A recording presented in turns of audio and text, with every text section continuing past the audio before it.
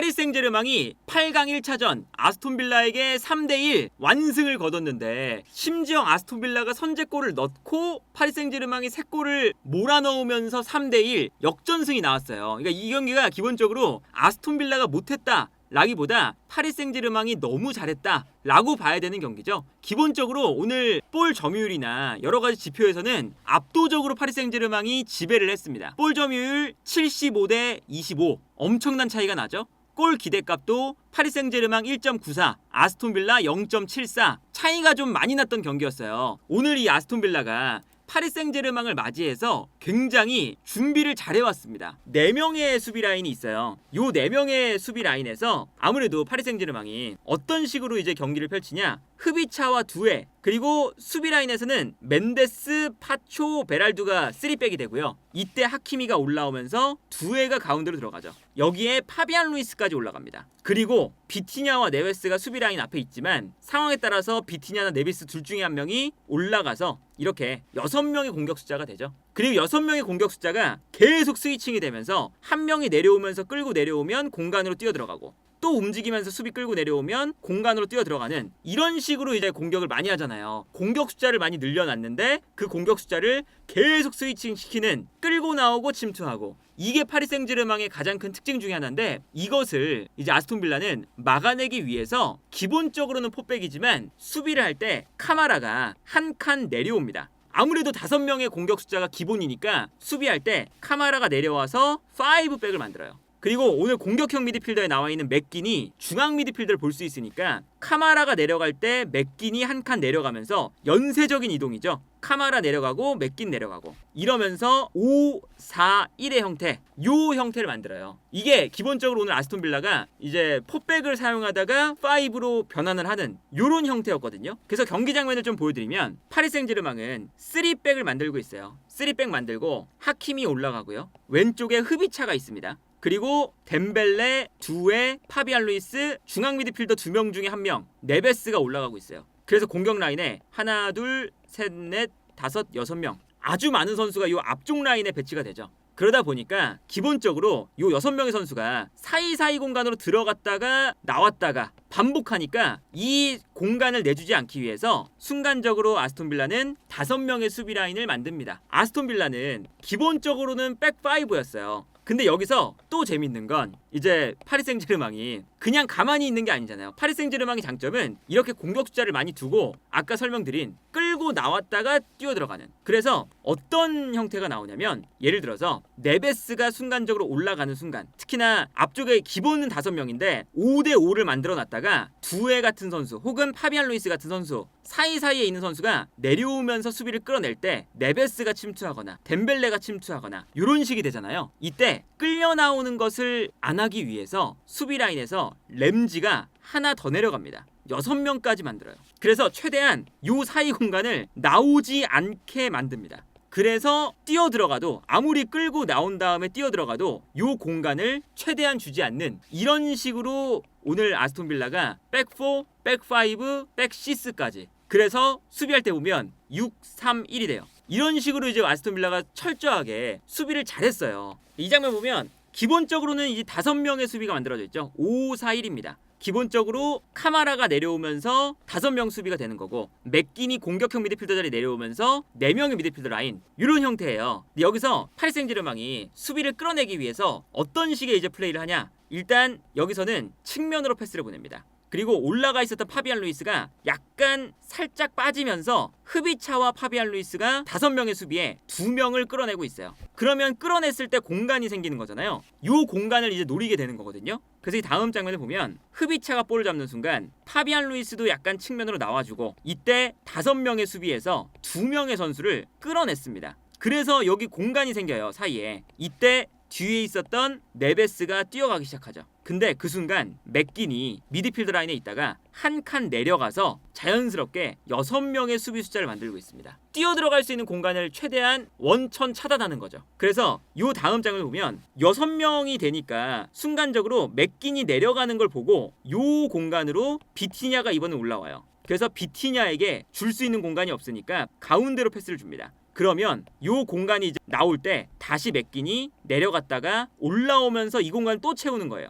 그러면 끌려나갔던 선수들이 하나씩 돌아오면서 다시 5명의 수비 라인이 됩니다. 이런 것들이 기본적으로 아스톤 빌라가 끌려나가면 누군가 내려가서 채워주고 다시 공간이 생기면 올라오고 이런 식의 수비를 참 잘했어요. 그리고 여기서도 이제 비티냐가 볼을 잡아서 다시 5-4-1이 됐거든요. 이때 반대편으로 패스가 넘어갑니다. 그럼 반대편으로 패스가 넘어갈 땐 어떤 식으로 또 수비가 되냐? 반대편으로 넘어가고 가장 측면에 있는 두에게 볼이 연결돼요. 그 순간 수비가 이번엔 반대편에서 끌려나가는데 끌려나가면 램지가 내려가는 거죠. 그러면서 또 6명이 됩니다. 그래서 이 다음 장을 보면 측면으로 패스가 넘어갔을 때 램지가 슬슬 내려오면서 5명의 수비 라인에 공간을 내주지 않기 위한 6명의 수비를 만들고 있는 이런 장면을 볼 수가 있어요. 이제 오늘 경기 보면 아스톤 빌라가 공간을 내주지 않는 수비를 되게 잘했어요. 그리고 심지어 이제 이 공간을 내주지 않는 것뿐만 아니라 이 아스톤 빌라는 이제 어떤 측면이 있냐? 수비를 하다가 순간적으로 상대를 밀어내는 수비를 해요. 그러니까 라인이 낮지가 않습니다. 이 장면 보면 분명히 이 아스톤 빌라가 5명, 4명, 1명, 5-4-1인데 수비 라인이 낮지 않아요. 라인을 올려서 앞쪽에서 수비 블럭을 딱 만들고 있죠. 그리고 여기서 이 안쪽으로 파리 생제르맹이 볼을 투입하면 바깥으로 밀어낸다라는 개념이거든요. 그래서 이 라인 사이로 패스가 들어오는데 3백을 만들고 있었던 카마라가 내려와 있다가 파리 생제르맹이 볼을 받으러 올라가면 과감하게 올라와서 이 공간을 채워줍니다. 그래서 결국에는 밀어내면서 이 라인 사이를 좁혀주는 이런 수비가 되는 거죠. 그러니까 이게 오늘 이 아스톤 빌라가 기본적인 경기를 매우 잘했어요. 기본적으로 뻥 차놓고 아스톤 빌라가 여기서 이제 싸워주고 있어요. 싸워줬는데 뒤로 볼이 흘러서 다시 파리 생제르맹이 걷어내고 있죠. 근데 그 순간 아스톤 빌라 선수들이 순간적으로 쭉 밀고 올라옵니다. 밀고 올라오면서 볼을 파리 생제르맹이 앞쪽으로 보냈을 때 달려들면서 여기서 끊어버리죠. 앞쪽에서. 그 다음에 여기서 볼을 끊어버리니까 바로 역습 찬스를 가져가게 되는 이런 장면이거든요. 그러니까 이게 밀고 나오면서의 수비가 아스톤 빌라가 오늘 굉장히 잘 됐어요. 그리고 이 밀고 나오는 수비에 더해서 이 아스톤 빌라는 정해져 있는 약간 선수들의 움직임이 또 존재합니다. 기본적으로는 이 5명, 6명의 수비인데 공격을 하게 되면 아까처럼 레시포드, 맥긴, 로저스, 카마라 이렇게 4-4-2 정도거든요. 그런데 이 아스톤 빌라는 특징이 측면에 있는 선수들이 중앙에서 뛰는 선수와 측면에서 뛰는 선수 두 가지로 나뉘어요. 그래서 공격을 하게 되면 공격 모드로 들어가면 레시포드가 왼쪽, 중앙에 있지만 살짝 측면으로 빠지고요. 로저스가 약간 레시포드랑 투톱을 형성합니다. 그리고 맥긴이 측면으로 빠지면서 4-2-2-2이 돼요. 그리고 여기서 로저스와 레시포드가 측면 공격수로 뛸 수 있는 선수들이니까 오히려 측면으로 좀 빠지고 맥긴과 램지가 가운데로 침투하는 선수들이니까 수비를 끌어낼 때 안쪽으로 뛰어들어오는 거죠. 이런 식으로 사실은 아스톤 빌라가 늘 역습을 하기도 하고 공격을 가져가거든요. 여기서 일단 아스톤 빌라가 득점을 만들어냈죠. 그러니까 이게 아스톤 빌라도 뭐 오늘 3-1이라는 스코어가 나왔다는 것 자체가 무색할 만큼 기본적으로 본인들이 준비한 패턴을 굉장히 잘했다. 이게 이제 공격을 할 때 전형인데 4-2-2-2이에요. 최전방에 레시포드와 로저스, 맥긴과 램지가 약간 가운데로 들어오고 로저스는 올라가는 이런 식이죠. 근데 여기서 이제 공격을 하게 되면 막상 레시포드와 로저스는 측면으로, 맥긴과 램지는 가운데로 들어가거든요. 상황에 따라서는 뭐 틸레망스가 올라오기도 하고요. 그래서 공격을 할 때 보면 뒤에서 볼을 넘겨줬을 때 아까 말씀드린 밀고 나오는 수비를 하면서 끊어낼 때 이때 이제 공격 패턴이 나와요. 그래서 요 다음 장을 보면 밀고 나오면서 순간적으로 멘데스가 볼을 잡을 때 맥긴이 쭉 달려 나옵니다. 그래서 멘데스의 볼을 뺏으면서 시작이었어요. 뺏자마자 로저스가 측면으로 뛰고 레시포드가 반대편으로 뜁니다. 이게 참 기계적으로 준비가 돼 있어요. 그래서 맥긴이 볼을 뺏는 순간 램지, 레시포드, 그리고 맥긴이 반대편으로 볼을 넘겨주는데 이때 레시포드가 볼을 잡으면서 수비를 끌어내니까 끌어내는 순간 가운데로 침투하는 선수가 있습니다. 이게 오늘 틸레망스였어요. 그래서 레시포드가 측면으로 나와서 볼을 잡을 때 수비를 끌고 움직이니까 그 순간 오히려 가운데 있는 선수가 안쪽으로 침투. 그래서 레시포드가 볼을 잡은 다음에 끌려 나오는 수비를 보고 침투하는 동료 선수에게 찔러주게 됩니다. 그리고 이때 측면으로 돌아뛰었던 로저스가 다시 안쪽으로 들어가고 있죠. 그래서 틸레망스의 컷백, 로저스의 득점, 이게 자연스럽게 나왔어요. 아스톤 빌라가 준비를 해놨고 이 준비한 패턴대로 득점도 했고 너무너무 좋은 장면들이 나왔거든요. 근데 파리 생제르맹이 이게 궤도에 올라와 있는 팀이다 보니까 이것을 뒤집을 수 있는 아주 준비가 잘 된 모습들이 있다는 게 참 놀라웠죠. 코너킥 장면에서 두에가 골을 넣었는데 두에가 골을 넣은 것도 준비가 된 장면이에요. 그러니까 어떤 거냐? 세트피스 상황에서는 이 아스톤 빌라가 피지컬이 더 좋아서 파리 생제르맹이 애초에 이 제공권 싸움에 강점이 있는 팀은 아니에요. 그러다 보니까 세트피스를 일단 준비를 할 때 짧게 줍니다. 근데 짧게 줄 때 하키미, 비티냐, 멘데스 외곽에서 이렇게 둘러싸고 있었어요. 둘러싸면서 세컨볼 찬스를 뒤쪽에서 노리는 거죠. 그래서 짧게 보낸 다음에 하키미가 받자마자 비티냐에게, 그리고 비티냐는 받아서 바로 멘데스에게, 그리고 멘데스는 또 받아서 측면으로 빠지는 두에에게 줍니다. 연쇄적으로 일부러 이제 본인들이 전공법으로 가면은 제공권에서 안 되니까 경기장을 계속 넓게 흔드는 거예요. 그리고 두에가 볼을 잡을 때 잡자마자 두에 쪽에서 안쪽에 파리 생제르맹의 선수들이 많다 보니까 뛰어 들어가기 시작합니다. 그래서 어쩔 수 없이 아스톤 빌라의 수비수들도 뒤로 물러날 수밖에 없죠. 그 순간 두에가 접고 들어올 수 있는 공간이 생겨요. 준비가 참 잘 됐죠. 그 다음에 두에가 여기서 그대로 슈팅. 이게 또 환상적으로 감겨 들어가면서 득점이 나오죠. 처음에 경기를 준비해 나온 것을 아스톤 빌라가 굉장히 잘했고, 그 과정에서 분명히 아스톤 빌라가 선제골을 넣는데 파리 생제르맹이 이런 이제 준비된 세트피스 한 방으로 일단 결과를 바꿔놨다. 이게 파리 생제르맹이 그냥 전술적으로도 준비가 잘 돼 있지만 사실 선수적으로도 요즘에 파리 생제르맹 보면 모든 선수가 궤도에 올랐어요. 이게 그래도 아스톤 빌라가 공격을 하다가 뺏기는 장면이었기 때문에 파리 생제르맹이 역습을 합니다. 덴벨레, 하키미. 그리고 하키미가 이제 반대편으로 넘겨주면서 여기서 하키미, 파비안 루이스, 그리고 흐비차까지 자연스럽게 넘어가는 장면이었어요. 그래서 흐비차가 파비안 루이스의 패스를 받아서 넓은 공간에서 이제 드리블을 하기 시작하죠. 근데 여기서 아스톤 빌라가 못한 게 아니라 선수들이 수비로 빨리 복귀를 하고 있어요. 아스톤 빌라는. 그래서 흐비차가 넓은 공간에서 드리블을 하는데 이미 아스톤 빌라 선수들이 내려와서 수비를 합니다. 근데 여기서 정말 이거는 말 그대로 흐비차의 개인 원맨쇼, 접고 들어가다가 디사시가 슈팅을 신경 쓸 때 순간적으로 과감하게 접어요. 그 다음에 접은 다음에 각도가 사실은 슈팅 각도가 좀 안 나왔어요. 그런데도 불구하고 흐비차가 왼발로, 심지어 본인의 주발도 아닌데 모서리로 슈팅을 합니다. 각도가 정말 안 좋은 곳이죠. 그런데 뒤에서 보면 이 슈팅이 얼마나 멋있게 들어가냐면 이 구석으로 쭉 빨려 들어가요. 왼발로. 그래서 오늘 사실 에밀리아노 마르티네스가 좋은 선방을 많이 했는데 에밀리아노 마르티네스도 막을 수 없는 그 공간으로 들어가 버립니다. 이번 시즌에 겨울 이적 시장에 이 흐비차를 영입하면서 파리 생제르맹이 궤도에 오른 게 흐비차가 영입되면서부터 딱 그 시점이거든요.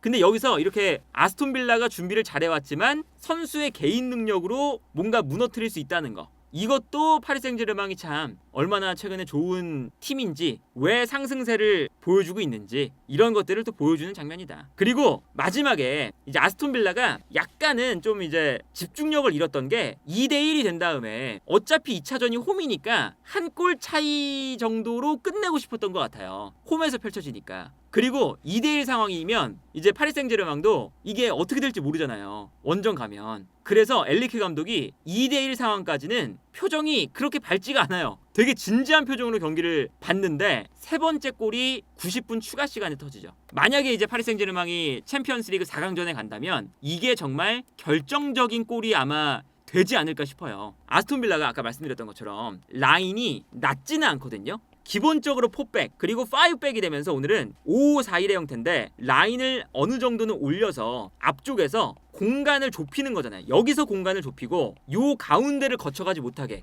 그러면 파리 생제르맹은 어쨌든 아스톤 빌라가 밀고 올라오니까 뒷공간으로 패스를 보내줄 수가 있잖아요. 그러면 요 뒷공간으로 패스를 보내줄 때는 아스톤 빌라 선수들이 이미 패스가 뒤로 들어올 때 대비를 하고 있고 뛰어들어갈, 그리고 마르티네스가 달려나오면서 이 뒷공간을 커버하니까 이 뒷공간에 대한 문제도 어느 정도 수비 라인이 뒤로 물러나면서 순간적으로, 혹은 골키퍼가 나오면서 이 공간을 커버할 수 있는 준비가 아스톤 빌라가 잘 돼 있어요. 그런데 이 모습을 90분 내내 아스톤 빌라가 집중력을 유지하다가 딱 한 번 놓칩니다. 이게 전반전 장면이거든요. 5-4-1이죠. 근데 수비 라인이 높아요. 올라와 있어요. 그러니까 요 가운데를 일단은 공간을 좁게 만들어서 아무리 파리 생제르맹도 요 라인 사이를 쉽게 거쳐가지는 못합니다. 그래서 여기서 파비안 루이스가 볼을 잡을 때 순간적으로 올라와 있는 멘데스가 뒷공간으로 뜁니다. 그리고 파비안 루이스가 한 번에 여기를 건너뛰어서 패스를 주죠. 근데 건너뛰어서 패스를 주면 아무래도 거리가 멀다 보니까 약간 시간이 걸려요. 패스가 도달하는. 이때 순간적으로 멘데스가 뛰어 들어가는 순간 아스톤 빌라 선수들이 패스가 이렇게 올라와서 들어가니까 그 순간